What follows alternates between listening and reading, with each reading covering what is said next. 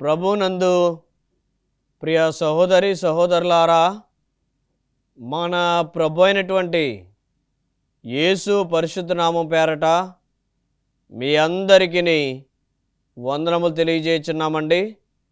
మీలో ప్రతి ఒక్కరిని ఈ హోప్ టీవీ ఇండియా ఛానల్కు ప్రేమతో ఆహ్వానించుచున్నామండి. ప్రార్థన చేసుకుందాం. ప్రేమగల మా తండ్రి, దయగలిగిన మా యేసయ్య, మీ ఘనమైన శ్రేష్టమైన నామానికి వందనాలు తెలియజేస్తున్నాము.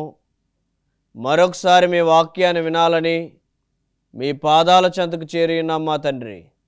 మీ దాసుని బలపరిచి వారి ద్వారా మీరు మాతో మాట్లాడి వాక్యంతో మా హృదయాలను తృప్తిపరిచి మహిమ పొందమని, మా సమస్తమైన పాపములను మీరు క్షమించమని యేసు నామమున ప్రార్థించి వేడుకొనుచున్నాము తండ్రి. ఆమేన్. మనము అధ్యయనం చేయబోయేటువంటి వాక్య ధ్యానాంశము శృంగార ధ్వని పండుగ. దీనినే బూరల పండుగ అని మనం పిలుస్తున్నాము. మనము 5వ పండగను నేర్చుకొనన్నాము.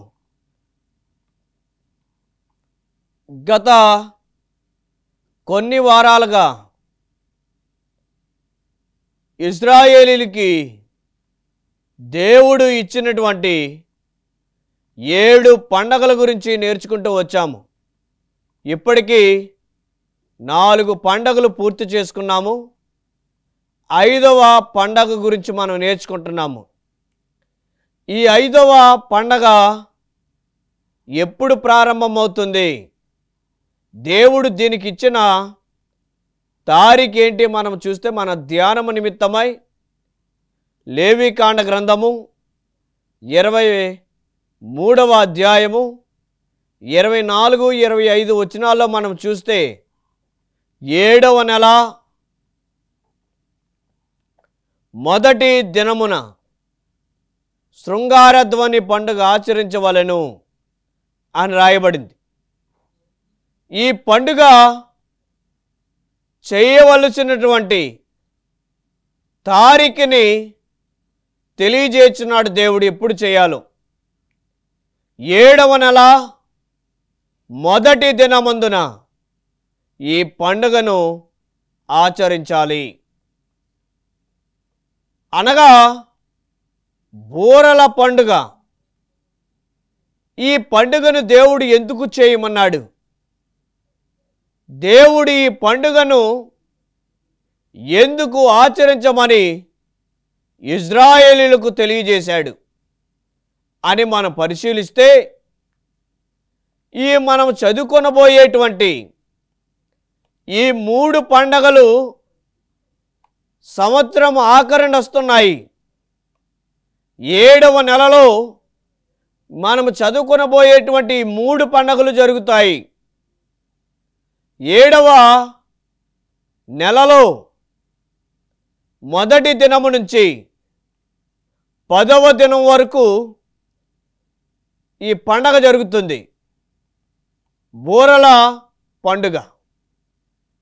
ఈ యొక్క 10వ దినమందు, అనగా పండగ యొక్క ఆఖరి దినమందు ఏం చేయాలంటే, లేవీకాండ గ్రంథము 25వ అధ్యాయము 9వ వచనంలో, పండుగ ఆఖరి దినమందు మీరు బూరను ఊదవలెను, ఆ బూర శబ్దము వినిన వారందరూ గుడారము యొద్దకు రావెలను అని రాయబడింది. ఈ యొక్క బూర ఊదినప్పుడు ఈ బూర శబ్దాన్ని ఎవరైతే వింటారో, ఈ బూర శబ్దాన్ని ఎవరికైతే వినబడుతుందో వారందరూ కూడా ఎక్కడికి రావాలటండి? గుడారము యొద్దకు రావాలి. బూర శబ్దము విన్నప్పుడు గుడారం యొద్దకు పరిగెట్టుకుని రావాలి. ఎందుకు గుడారం యొద్దకు రావాలి? సంవత్సరానికి ఒకసారి జరుగుతుంది ఈ పండుగ. అంటే ఈ బోరల పండుగ, ఆ యొక్క బోర ఊదబడినప్పుడు వారందరూ బోర యొద్దకు రావాలి. అంటే బోర యొద్దకు అంటే ఆ శబ్దము ఎక్కడి నుంచి అయితే వస్తుందో, ఎక్కడి నుంచి అయితే ఆ శబ్దము వినబడుతుందో, వినబడేటువంటి ఆ చోటుకి పరిగెట్టుకుని వెళ్ళాలి. ఆ గుడారం యొద్దకు వెళ్ళాలి. అసలు ఆ బోర దేనికి సాదృశ్యం? బోర ఊదబడినప్పుడు ఆ బోర దేనికి సాదృశ్యం? సంఖ్యాకాండం గ్రంథము 10వ అధ్యాయము 2వ వచనములో, నీవు విన్నటువంటి ఆ బూర హెచ్చరికకు సాదృశ్యము లేదా పిలుపుకు సాదృశ్యము లేదా చివరి పిలుపుకు సాదృశ్యం. బోర ఊదబడింది అని అంటే, బోర శబ్దము వినబడుతుందంటే మనము ఒక్కటి అర్థం చేసుకోవాలి. ఏంటంటే ఏదో ప్రమాద హెచ్చరిక ఉన్నది, లేదా భయంకరమైనది ఏదో జరగబోతుంది, లేదా చివరి పిలుపు అని మనం గ్రహించాలి. బోర అర్థం అది. అందుచేతనే బోర యొక్క ప్రాముఖ్యత తెలియచేయబడింది పరిశుద్ధ గ్రంథంలో. ఆ బోర ఊదబడినప్పుడు ఏదో ఒక సంఘటన జరగబోతుంది అని అర్థం చేసుకోవాలి. ఏదో ఒక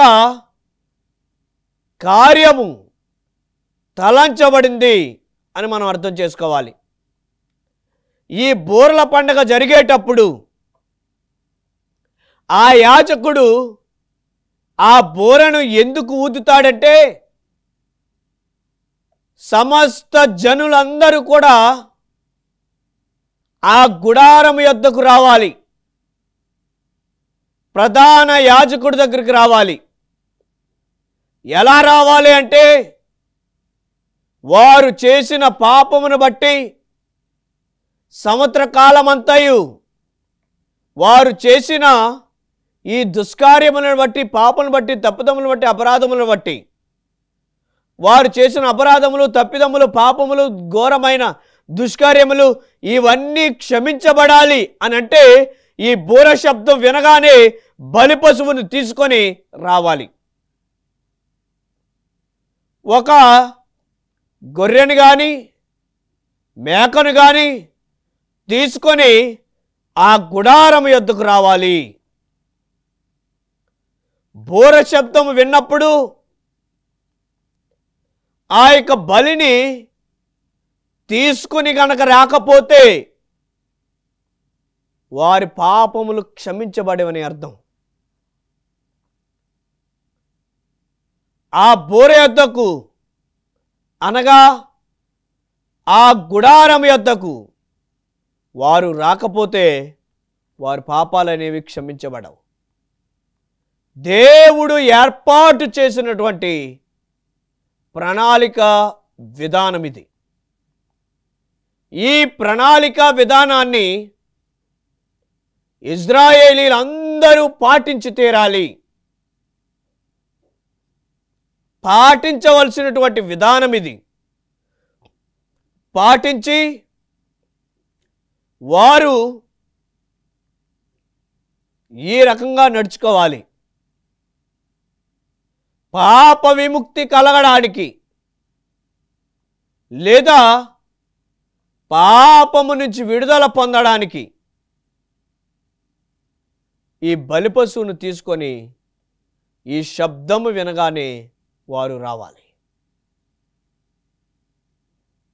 అప్పుడే ఆ శబ్దము విన్నప్పుడే వారు రాగానే వారు తెచ్చినటువంటి ఆ బలిని, దాని రక్తాన్ని యాజకుడు తీసుకుంటాడు. ఈ ప్రణాళిక విధానాన్ని అంతటిని దేవుడు ఏర్పాటు చేశాడు. పరిశుద్ధ గ్రంథంలో అనేకమైన సారులు, అనేక మంది జనాంగము,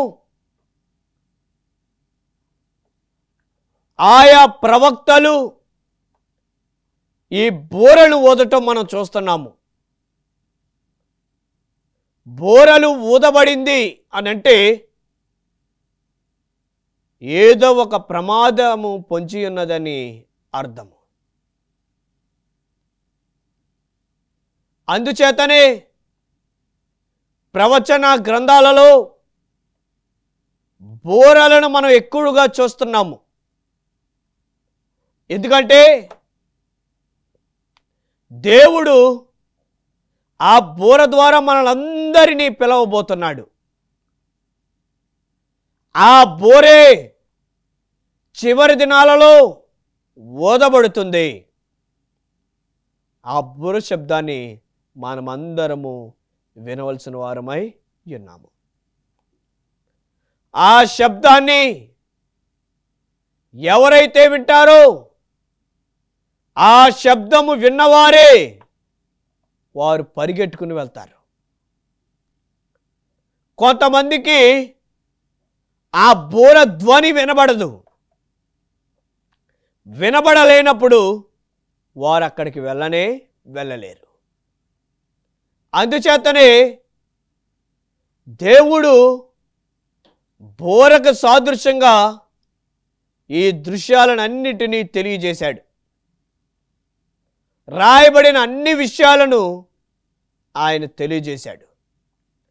తెలియజేసి దీని యొక్క ప్రాముఖ్యతను, ఈ పండగ ఎందుకు చేయాలన్న విషయాలను దేవుడు స్పష్టంగా మాట్లాడారు. అయితే ప్రియ సహోదరి సహోదరులారా, ఈ బూర శబ్దము ద్వారా పరిశుద్ధ గ్రంథంలో ఎవరు ఈ బూరను ఊదారు? ఈ బూర సాదృశ్యాన్ని నేర్చుకున్నాము. ప్రమాదము లేదా వర్తమానము అన్న విషయాన్ని నేర్చుకున్నాం కదా. అసలు ఏమైనా మనకి ఉదాహరణలు పరిశుద్ధ గ్రంథంలో రాయబడ్డాయా లేదా? పరిశుద్ధ గ్రంథంలో ఈ బూర శబ్దము ద్వారా ఎవరికైనా వర్తమానాలు ఇవ్వబడ్డాయా? ఎవరైనా ఈ వర్తమానాన్ని గ్రహించారా? నిజంగా ఈ బూరకున్నటువంటి పరమార్థం ఏంటన్న విషయాలు మనం పరిశీలన చేయగలిగితే, నిర్గమకాండ గ్రంథము 19వ అధ్యాయము 19వ వచనంలో మనం చూస్తే, ఇక్కడ బూర ఊదబడింది.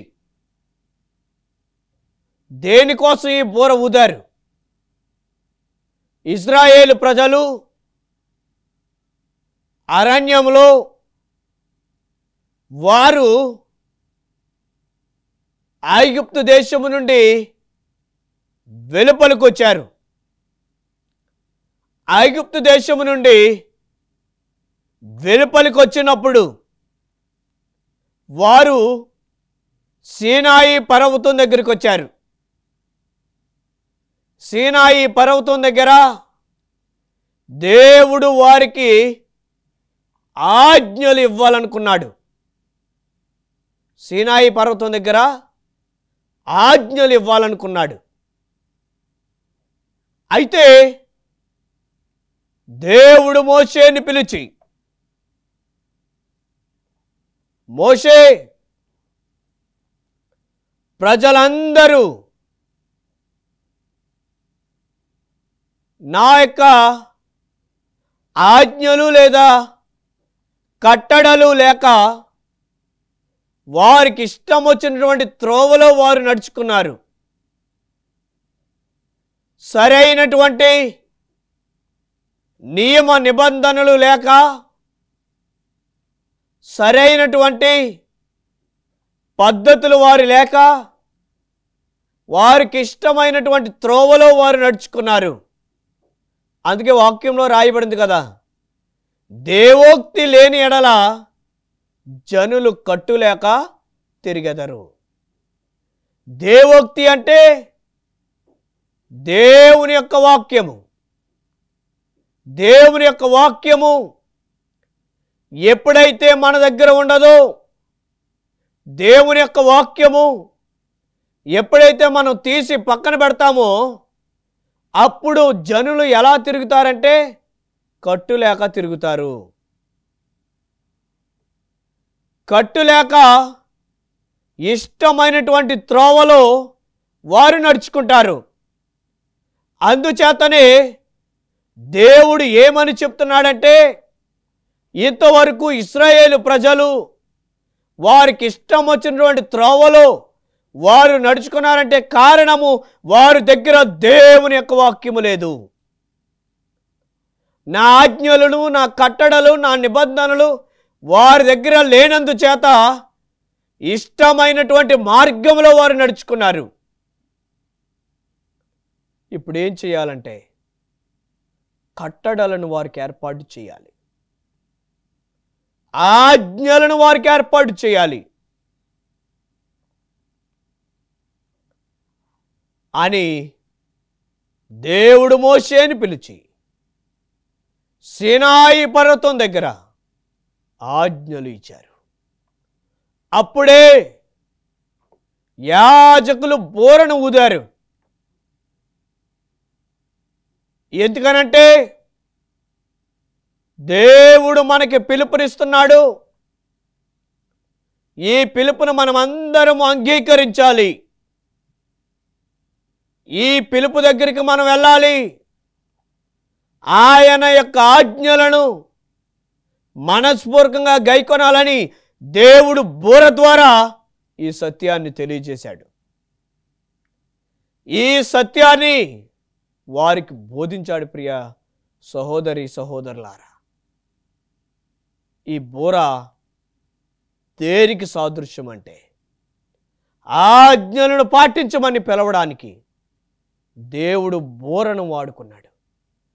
అంటే ఆ బోర ద్వారా దేవుడు ఇచ్చేటువంటి పిలుపు ఏంటంటే ఆజ్ఞలు మీరు గైకొనండి, ఆజ్ఞానుసారంగా మీరు నడుచుకొనండి,